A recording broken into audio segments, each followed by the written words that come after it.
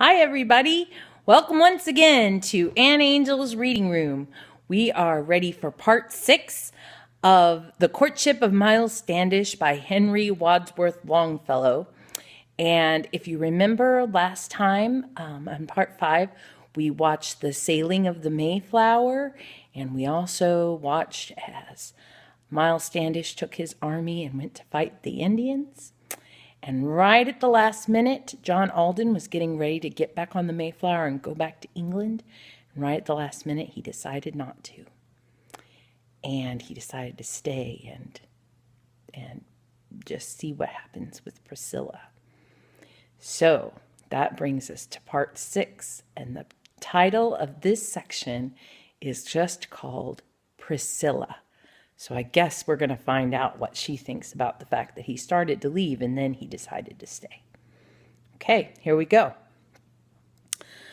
Thus for a while he stood and mused by the shore of the ocean, thinking of many things, and most of all Priscilla.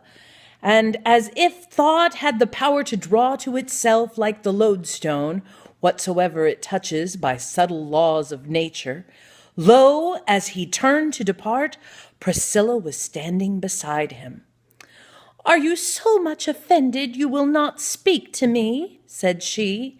"Am I so much to blame that yesterday, when you were pleading warmly the cause of another, my heart, impulsive and wayward, pleaded your own, and spake out, forgetful perhaps of decorum? Certainly you can forgive me for speaking so frankly, for saying what I ought not to have said, yet now I can never unsay it.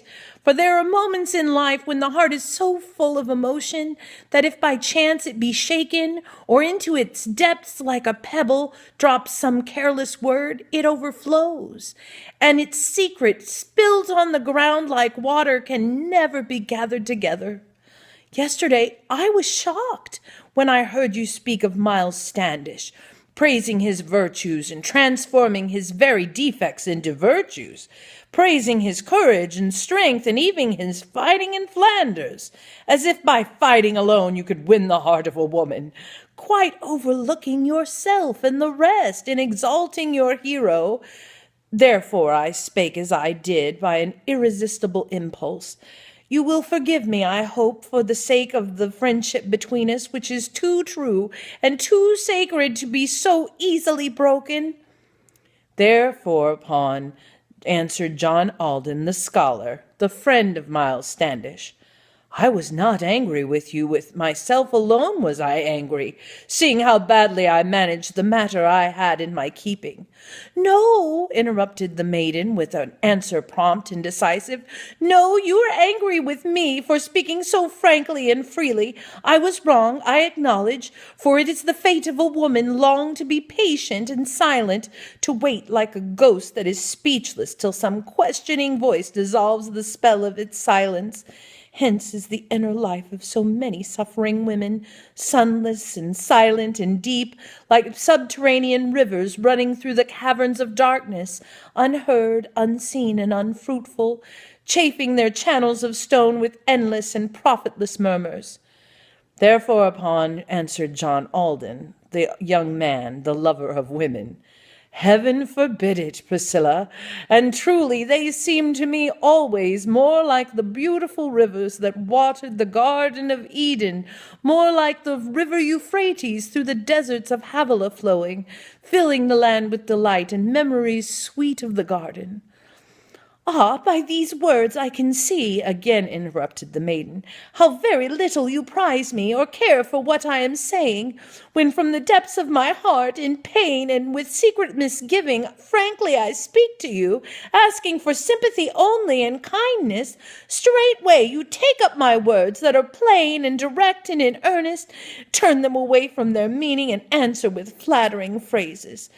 This is not right, is not just, is not true to the best that is in you, for I know and esteem you, and feel that your nature is noble, lifting mine up to a higher, a more ethereal level.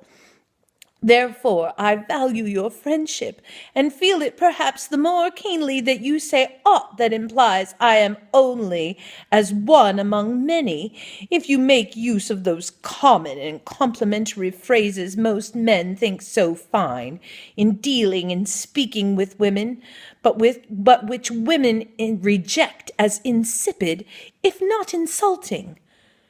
Mute and amazed was Alden, and listened and looked at Priscilla, thinking he had never seen her more fair, more divine in her beauty.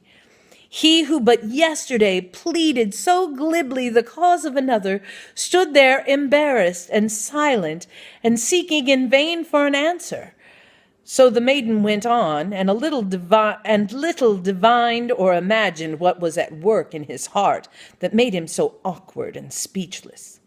Let us then be what we are, and speak what we think in all things, keep ourselves loyal to truth and the sacred professions of friendship. It is no secret, I tell you, nor am I ashamed to declare it. I have liked to be with you, to see you, to speak with you always. So I was hurt at your words, and a little affronted to hear you urge me to marry your friend, though he were the Captain Miles Standish. For I must tell you the truth, much more to me is your friendship than all the love he could give, were he twice the hero you think him. Then she extended her hand, and Alden, who eagerly grasped it, felt all the wounds in his heart that were aching and bleeding so sorely, healed by the touch of that hand. And he said, with a voice full of feeling, "Yes, we must ever be friends, and of all who offer friendship, let me ever the first, the truest, the nearest and dearest."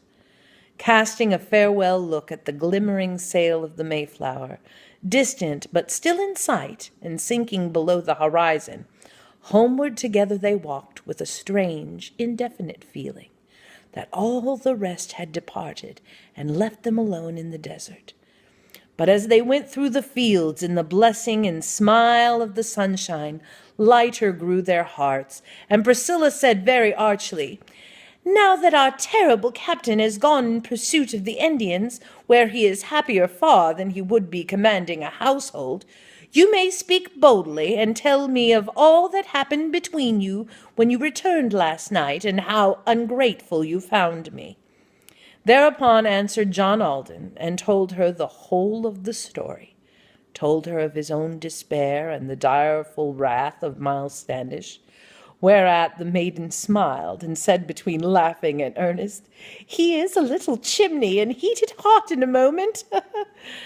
But as he gently rebuked her and told her how much he had suffered, how he had even determined to sail that day on the Mayflower, and had remained for her sake on hearing the dangers that threatened, all her manner was changed, and she said with a faltering accent, "Truly, I thank you for this. How good you have been to me always." Thus, as a pilgrim devout who toward Jerusalem journeys, taking 3 steps in advance and 1 reluctantly backward, urged by importunate zeal and withheld by pangs of contrition, slowly but steadily onward, receding yet ever advancing, journeyed this Puritan youth to the holy land of his longings, urged by the fervor of love and withheld by remorseful misgivings. John Alden still really loves Priscilla, and you think he loves her even more now that she's told him off. What do you think? I think so. I guess we'll have to wait and find out. In our next section, we get to find out how Miles Standish is doing fighting against the Indians. I can't wait. I'll see you next time.